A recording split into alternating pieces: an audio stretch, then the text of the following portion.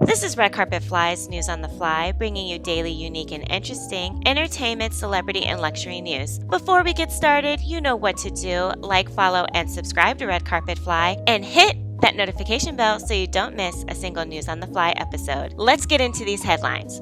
So I want to take an opportunity to recognize some fallen stars. Paul Sorvino, Goodfellas actor, has passed away at the age of 83. Sorvino's last role was on the TV show Godfather of Harlem, where he played Frank Costello. He is survived by his wife, Dee Dee, and 3 children, 2 of which are Oscar-winning actress Mira Sorvino and actor/producer Michael Sorvino. Not sure yet what caused his death, but I'm sure we'll find out in the next couple of days. Sorvino suffered from severe asthma, so maybe that had something to do with it. Is it me, or is it just weird that so many actors that have played mafia bosses or portrayed people in the mafia are passing away? This is like the 3rd mafia actor, as we've already had Ray Liotta, James Caan, and now Paul Sorvino.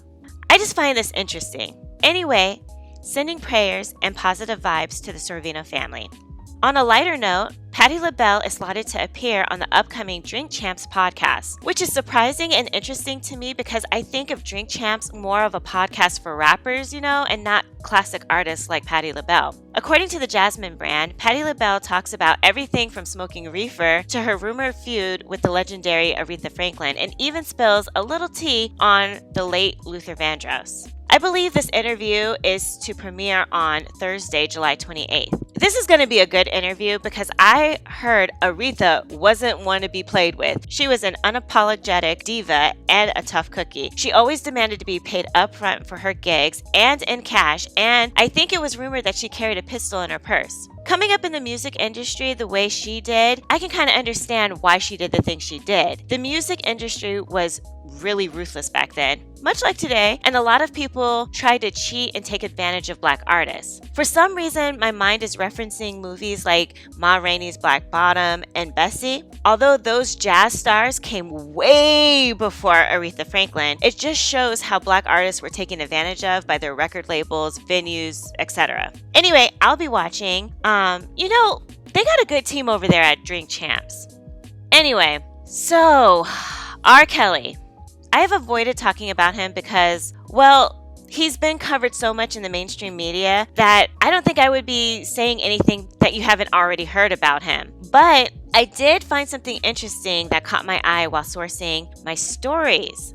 So R. Kelly is blaming his ex-wife Drea Kelly for his sexual deviancy. You gotta be kidding me. According to Madame Noir, in a psychiatric evaluation, R. Kelly blames his ex-wife for his sexual misconduct over the years and strained relationship with his 3 adult children, Joanne, 24, Ja, 22, and Robert Kelly Jr., 20. He claims that his marriage fell apart because his ex-wife wanted to focus on her career in choreography, which was something they discussed prior to the marriage. Kelly told his doctor that his ex agreed to be a housewife and raise children prior to the marriage, but things did not go according to plan. He also divulged personal details about the sexual abuse he endured during his childhood, and he also spoke openly about his sexual preferences and past relationships. His legal team submitted the psychiatric evaluation to the court with the hopes of having his sentence tossed out, but ultimately it failed. Earlier this month, a federal judge sentenced Kelly to 30 years in prison for his racketeering and sex trafficking crimes. Sir, you need to take some responsibility. So your wife didn't want to be a housewife, so that led you to having sex with minors? Make it make sense. Robert Kelly always makes these wild claims, thinking it's going to garner sympathy, but it does the exact opposite. This is giving Interview with Gayle King vibes.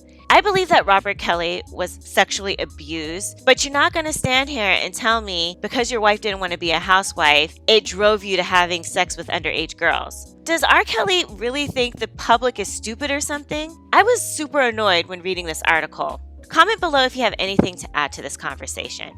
Lastly, Lori Loughlin is breaking her silence in her first non-acting television appearance since the highly publicized college admission scandal, reports Entertainment Tonight. In Project Food Angel's Lead with Love 3 telethon, broadcasted on Los Angeles KTLA 5 Saturday night, Loughlin shared how she partnered with Project Angel Food to help combat food insecurity in Los Angeles County by volunteering to help them deliver more than 1 million tailored meals each year to people in need. Loughlin stated that her favorite part of volunteering with Project Food Angel is the deliveries, as she delivers meals to the same people every week and has developed a connection with the people she services along her route. Lori stated, "It's a community, it's a family, and all of the people that work here are so wonderful. They have welcomed me with open arms at a time when I was feeling particularly down and broken. That's how I found a home here, and that's what I feel they did for me. And that's why I'm proud to be here and working with this organization, because they really do care. It's really a community." For those of you who don't remember, Loughlin and her husband Massimo were caught up in the USC college admission scandal a few years back, where they paid $500,000 in vibes to get their daughters, Isabella Rose and Olivia Jade, admitted into the University of Southern California as recruits for the crew team, although neither of them had ever participated in the sport. They initially pled not guilty to all charges leveled against them, claiming their payments were donations to the school and not bribes. However, Lori and Massimo were arrested in March 2019 and later pled guilty in May 2020. There was a whole Netflix movie about this as well. Lori served 2 months in jail and paid $150,000 in fines and had to complete 150 hours of community service. Massimo was sentenced to 5 months in jail and paid a $250,000 fine and served 250 hours of community service. You know, I wonder if Lori's work with Project Angel Food was a part of her mandatory community service hours. You know, I'm not trying to be shady or anything, but I just wonder. Anyway, that's it for today, guys. If you would like to receive text notifications of when I post News on the Fly episodes or my celebrity red carpet interviews, please send a text to 917-502-4379 and say, "I want to get fly texts." Once subscribed, you will start receiving text messages regarding News on the Fly episodes or celebrity interviews. Also, if you have a business, product, service, YouTube channel, or social media account you would like for me to promote on my channel, please send an email to redcarpetfly@alexi@redcarpetfly.com to get rates for advertising. Lastly, please like, follow, subscribe, and share our YouTube channel, Red Carpet Fly, and also follow us on Instagram and Twitter at Red Carpet Fly. And until tomorrow, always stay fly.